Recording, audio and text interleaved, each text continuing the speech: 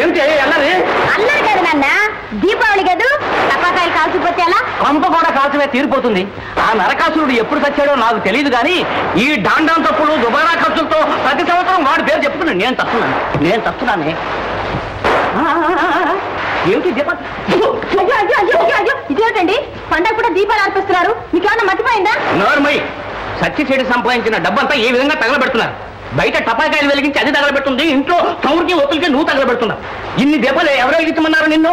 దానికంటే ఆ తులసి కోట దగ్గర ఒక్క దీపం వెలిగించి దండం పెట్టుకోకూడదు? పుణ్యం వస్తుంది. సర్లేండి, చూడండి మీరు కూడా కాకర పొట్టు కాల్చండి, కాస్త పుణ్యం. నేను కూడా కాలుస్తాను కాకర పువ్వు. ఏడి సుపుత్రుడేడి? వాడేం తగలబెడుతున్నాడు? మధ్యాహ్నం బాధ్యత వెళ్ళాడు. తగలబెట్టండి, అందరూ తగలబెట్టండి.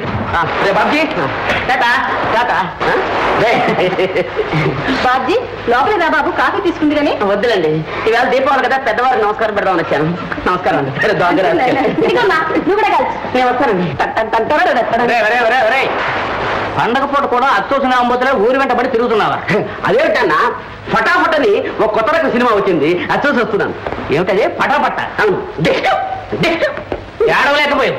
ఇంట్లో వీళ్ళు బయట నువ్వు ఇలా డబుల్ ప్రోగ్రాం పెట్టి నన్ను కాల్చు తింటున్నారు ఎవరా? రై, నీకు బుద్ధి ఎప్పుడు వస్తుందరా? అంత గబ్బకలడితే నేనేలా చెప్పను. సిగ్గున్నా లేదురా? నీ వయసులో ప్రయోజకున్నాయి, పెళ్లి చేసుకుని ఒక బిడ్డను కూడా కన్నాను రా. అది ఒక గొప్పేంటి. నాకు కూడా పెళ్లి ఉంటే ఇద్దరు బిడ్డలు కానీ తండ్రికి మించిన కొడుకుని అనిపించుకునేవాడిని. విన్నావా నీ కొడుకు పైత్యం? ఇందాక నుంచి వింటూనే ఉన్నా మీ పైత్యం. అయినా పండగ పూట కూడా ఇదేమి రుసరుసలండి. అమ్మ సరస మారింది. ఈ కాకరపు బొత్తు వెలుగులో నిన్ను చూస్తుంటే నా మతి తారాదువల ఎగిరిపోతుంది. అదే నవ్వు కరకరా నవ్వుని నన్ను మింగేస్తోంది. భాగ్యం, నీ దివ్య దర్శనం కోసం ఉమెన్స్ కాలేజ్ చుట్టూ విష్ణు చక్రంగా ఎన్నిసార్లు తిరిగానో తెలుసా? అక్కడ తిరిగితే ఏం లాభం? మా నాన్న నన్ను కాలేజీ నుంచి మానిపించేశాడు. Very good. అంటే ఒళ్ళే ప్రియ అన్నమాట. అలా ఊరికి ఇంట్లో కూర్చునే బదులు గంటకు ప్రేమలేక రాయొచ్చుగా నాకు. రాస్తే అందించే వాళ్ళు ఎవరున్నారు? అది పాయింట్ అనుకో. సాయంత్రం చల్లబడ్డాక అలా పార్క్ వచ్చే ఉంటే వెచ్చగా ప్రేమించుకోవచ్చుగా. సాయంత్రం 5 గంటలకు నా టైపింగ్ క్లాస్ ఉందిగా. ఏమిటి టక్క టక్క నేర్చుకుంటావా? నేర్చుకుంటావా? నాకు నేర్పుడు కానీ. అవును, ఎక్కడ? వెంకటరమణ ఇన్స్టిట్యూట్. వెంకటరమణ ఇన్స్టిట్యూట్ అంటే ఏడుకొండల వాడు సన్నిధిలో అనమాట. కూర్చోండి. ఎంత గౌరవంగా నేర్పుతున్నారు మాస్టర్. Thank you. వీళ్ళు ఇలా పెట్టాలి అలా. అలా ఇంకా నేను కొట్టుకుంటానండి, మీరు వెళ్ళండి. సరే.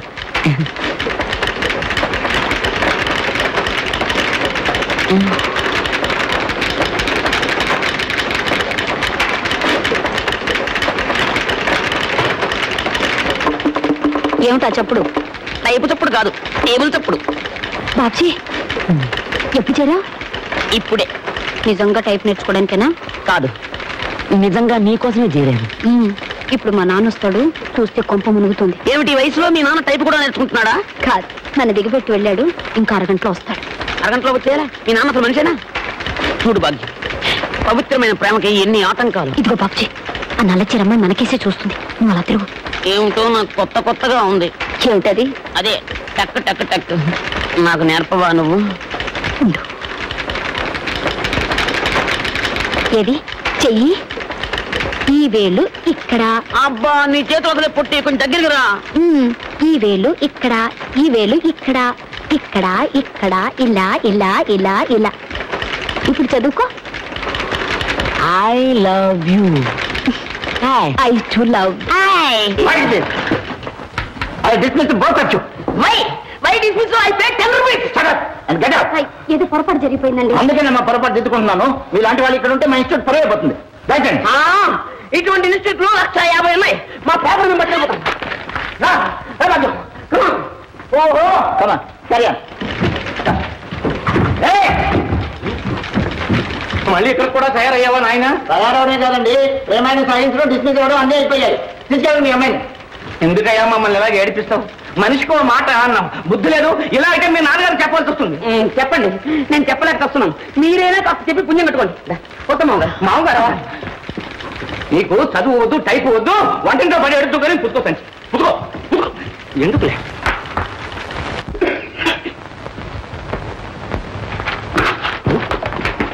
ఏం నాయనా మళ్ళీ వచ్చావు? నీ పేరు చెప్పుకుని మా అమ్మాయి చదువు టైపు చెట్టెక్కిపోయి ఎందుకు నాయనా మమ్మల్ని ఎలా కామారు జీళ్ళ పట్టుకున్నావు? మేము సజాగా ఉండడం నీకు ఇష్టం లేదా? చచ్చా అంత మాట అనకండి. మంచి మనిషికి ఓ మాట, మంచి కుక్కకు చెప్పు దెబ్బ. ఓ మాట చెప్పారుగా, మళ్ళీ నేను ఎందుకు వస్తాను చెప్ప. మరి ఎందుకు వచ్చావని నేను అందుకు రాలేదండి, చిట్టిబాబు కోసం వచ్చాను. ఏ కొత్త సినిమా ఏమన్నా రిలీజ్ అయ్యింది? సెక్స్ బాంబ్ అని కొత్త సినిమా రిలీజ్ అయిందండి. మీలాంటి వాళ్ళకి భలే ఉత్సాహంగా ఉంటుందండి. వస్తారా? నాకెందుకు లే నాయనా, నువ్వు ఉన్నవాడివి, నీ ఇష్టం వచ్చినట్టు తిరుగు. మా వాడు చదువుకుని 4 రాళ్ళు సంపాదిస్తేనే కానీ మా కుటుంబం గడవదు. ఎందుకు నాయనా వాళ్ళు అలా పాడు చేస్తావు? ఏమండి నాలంటే అంత మాట అనకండి. ఏమండి బజార్ అంటున్నారు, ఇంకా ఇక్కడే కూర్చున్నారా? ఇదిగో వెళ్తుంటే ఈ పెద్ద మనిషి వచ్చాడు, మాట్లాడుతున్నాను. బాధ్యా? అవునండి నేనే. మరి మీరు తొందరగా వెళ్ళండి, పోయి మీరు గిన్నె మాడిపోతుంది, వెళ్ళండి. నువ్వు కూర్చో బాబు, కాఫీ తీసుకొస్తాను. అలాగే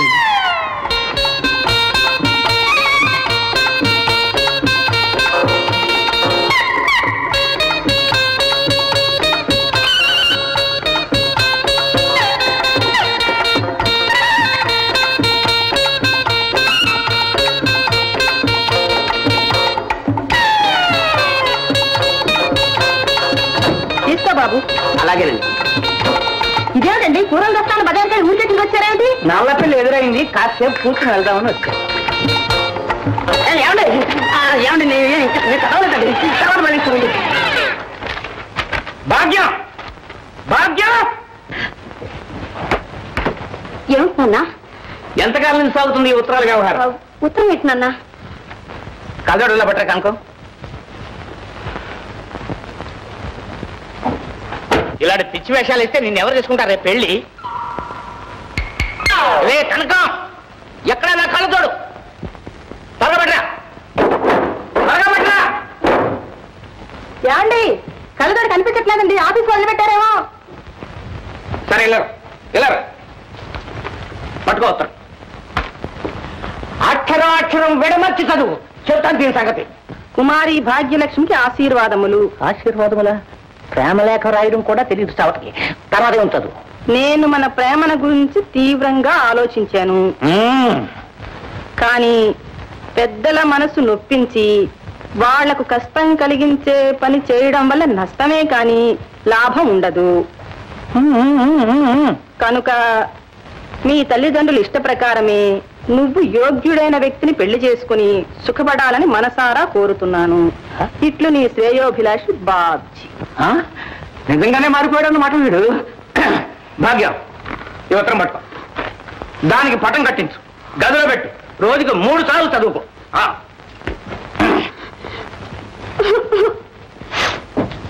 ఎందుకే ఏడుస్తావు? చదువుకో. ఇంకా ఎందుకు? నువ్వే చదివి వినిపించావుగా, ఇక మీ ఇష్టం వచ్చిన పెళ్లి చేసి నా మెడకు ఊరితాడు బిగించండి. పిచ్చి తల్లి, నీ మనసు ఆ మాత్రం నాకు తెలియదు.